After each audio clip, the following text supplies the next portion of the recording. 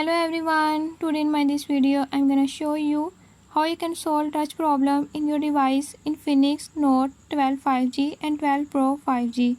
In this device, if you're having any issue like your touch screen is not working or is not responding, I'll tell you a few tips and tricks that you can use to fix it. Before I start, if you're new to my channel, don't forget to subscribe and press bell icon. Watch complete video and learn how you can fix it.